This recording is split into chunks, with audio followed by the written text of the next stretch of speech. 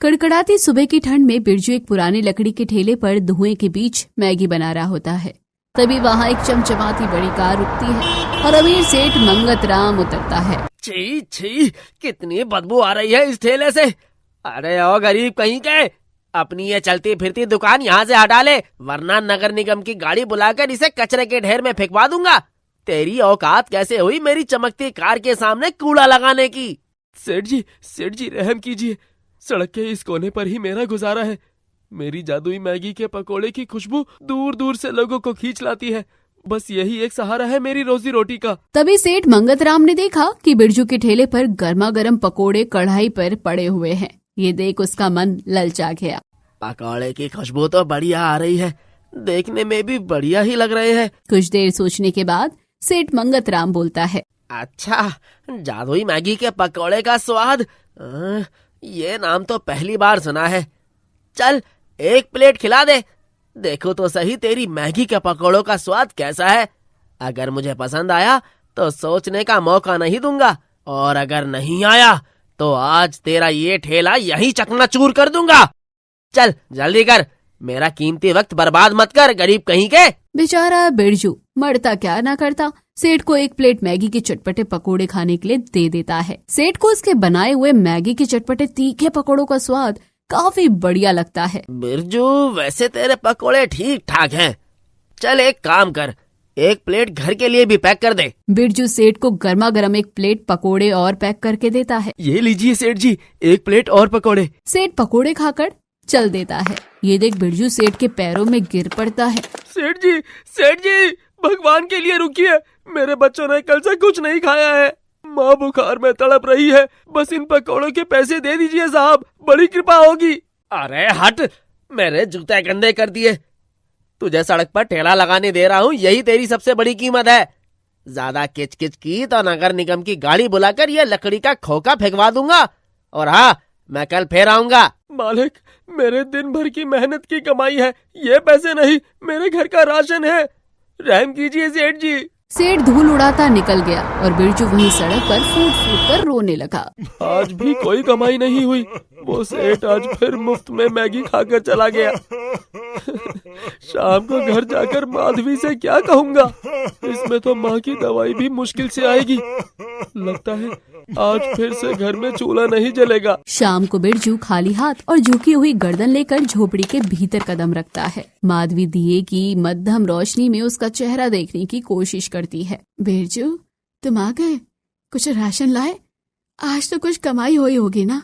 देखो, पप्पू भूख के मारे सो भी नहीं पा रहा और माँ जी के शरीर का बुखार कम नहीं हो रहा। बिरजू दीवार का सहारा लेकर बैठते हुए बोलता है, माधवी, आज भी एक ढेला हाथ नहीं लगा।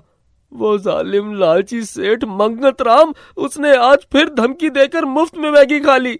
बोला कि अगर पैसे मांगूंगा तो ठेला उठवा देगा। क्या?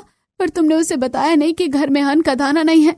क्या उस अमीर आदमी का दिल पत्थर का बना है जो उसे हम गरीब पर जरा भी रहम नहीं आता? तभी कोने में लेटा पप्पू अपनी आंखें खोलता है और लड़खड़ाती आवाज में बोलता है, बापू, क्या आप आज भी मैगी नहीं लाए? पेट में बहुत तेज मरोड़े उठ रहे हैं बापू। बापू, माँ सही कह रही थी कि कमाई अच्छी हुई तो हमें गर्म स्वेटर दिलाएगी। इस स्वेटर में बहुत ठंड लगती है। क्या सेठ जी आपको आज भी पैसे नहीं दिए हैं? वो इतने गंदे क्यों हैं बापू? बिरजू बच्चों को सीने से लगाकर फूट फूट कर रोने लगता है और कहता है, मेरे बच्चों, तुम्हारा बाप बहुत मजबूर है। मेरी मेहनत पर उस अमीर का पहरा लगा है। मेरी जादुई मैगी का स्वाद तो सब लेते हैं, पर मेरी बेबसी का कड़वा घूंट कोई नहीं पीना चाहता। बेटा बिरजू, धीरज रख, ऊपर वाला सब देख रहा है। हो सेठ का पाप का घड़ा एक दिन जरूर भरेगा। अगले दिन फिर सेठ मंगत राम बिरजू के ठेले में आकर कार रुकता है और उससे मैगी के पकोड़े खाता है। अब तो सेठ का लालच और बढ़ जाता। अरे बिरजू, आज पकोड़े थोड़े बड़े बड़े बनाए हैं तूने। हाँ लाला, 2 और रख दे प्लेट में। तू जानता है ना, तेरी दुकान यहाँ मेरी मेहरबानी से टिकी है। सेठ जी, एक प्लेट में 4 ही आते हैं, 5 रखूंगा तो मेरा घाटा हो जाएगा। चुप कर, मेरा मुंह चल रहा है तो तेरी दुकान चल रही है। और सुन, ये चटनी इतनी कम क्यों दिया तूने? पूरी कटोरी भर के दे और वो जो मसाला तू ऊपर से छिड़कता है ना, उसकी एक पुड़िया अलग से बांध देना, घर पर काम आएगी मेरे। मालिक, मसाले के पैसे अलग से लगते हैं, बड़ी मुश्किल से जड़ी बूटियां लाता हूँ मैं। अरे पैसे पैसे क्या लगा रखी है, गाड़ी से उतरकर 2 प्लेट और पैक कर दे। और हाँ, नीचे जो कढ़ाई में कुरकुरा चूरा बचा है ना, वो भी डाल देना। फेंकने से अच्छा है मुझे ही पैक करके दे दे। सेठ जी, कम से कम आज तो पिछले हफ्ते का हिसाब पूरा कर दीजिए। माँ बहुत बीमार है, घर में राशन भी नहीं है, बच्चे भूखे हैं मेरे। हिसाब? अरे तुझे मेरी कार के सामने खड़े होने का मौका मिल रहा है, इससे बड़ा क्या हिसाब होगा। चल पकौड़े पैक कर दे और रफू चक्कर हो जाए यहाँ से। कल फिर आऊंगा, तैयारी रखना तू। उस दिन ठंड में सारा दिन खड़ा रहने पर भी बिरजू थोड़ा बहुत ही कमा पाता है। ऊपर से वो मंगत राम उसके मुफ्त में पकोड़े खाकर चला जाता है। अब तो उस लालची सेठ मंगत राम का लालच दिन प्रतिदिन बढ़ता जा रहा था, पर बिरजू कुछ भी नहीं कह पा रहा था। आज भी वो घर खाली हाथ लौटता है। इस पर उसकी पत्नी माधवी बोलती है, नहीं बिरजू, अब बहुत हो गया, कल मैं भी तुम्हारे साथ ठेले पर चलूंगी। देखती हूँ वो सेठ हमें भूखा मारकर अपनी तिजोरी कैसे भरता है। कल के बाद वो लालची सेठ किसी गरीब को तंग नहीं करेगा और पकोड़े खाने तो भूल ही जाएगा। माधवी, मैं कुछ समझा नहीं, आखिर तुम कल करने क्या वाली हो? तुम बस देखते जाओ। अगले दिन माधवी बिरजू के साथ ठेले पर जाती है और उससे कहती है, आज तुम किनारे खड़े रहो, आज दुकान मैं संभालूंगी। फिर माधवी पकोड़ों के लिए एक विशेष घोल तैयार करती है, जिसमें उसने बहुत सारा अदरक, तीखी लाल हरी मिर्च और ढेर सारा नमक भर दिया था। अब आएगा मजा।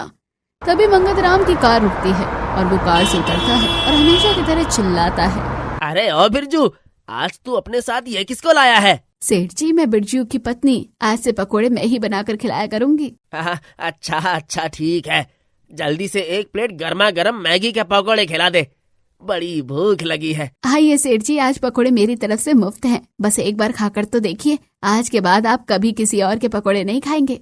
फिर माधवी गर्मा गर्म मैगी के पकोड़े बनाकर सेठ को खाने के लिए दे देती है। सेठ खुश होकर पकोड़ा उठाकर सीधा मुंह में डालता है। जैसे ही वो पकोड़े खाता है तो उसकी हालत खराब हो जाती है।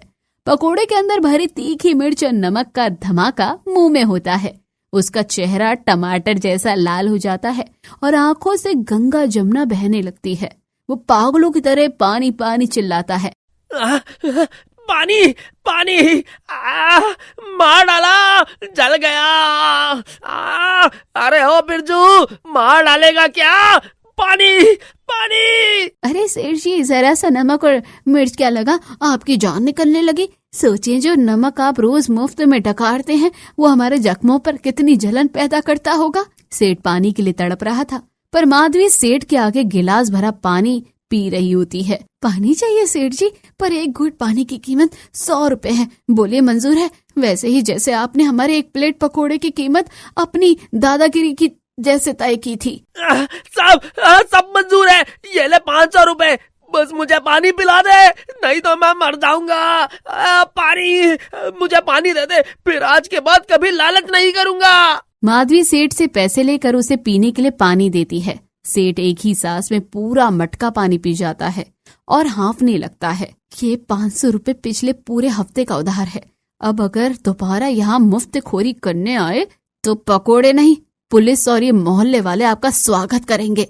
अपनी चमकती कार लेकर यहाँ से रफू चक्कर हो जाइए, वरना अगला पकोड़ा इससे भी ज्यादा जादुई होगा। सेठ बिना पीछे मुड़े गाड़ी में बैठा और ऐसी रफ्तार से भागा कि दोबारा उस सड़क पर कभी नजर नहीं आया। उस शाम बिरजू का पूरा परिवार एक साथ गरम गरम ताजी मैगी खाता है। बिरजू की माँ के लिए शहर की सबसे अच्छी दुकान से दवाई और फल खरीदता है। दोनों बच्चों पप्पू और पिंकी को गर्म स्वेटर और माँ के लिए शॉल दिलाता है। आज तूने साबित कर दिया कि शेर की खाल ओढ़ने वाला गीदड़ एक शेरनी की दहाड़ से डर जाता है। सब हंस पड़े और उस रात गरीबी की झोपड़ी में स्वाभिमान की रोशनी जल रही थी। उस रात सभी चैन की नींद में सोए। तो दोस्तों, कैसी लगी आपको हमारी कहानी? हमें कमेंट करके जरूर बताइएगा और हमारे चैनल को अभी तक लाइक शेयर सब्सक्राइब नहीं किया है तो जल्दी जाकर कीजिए। धन्यवाद।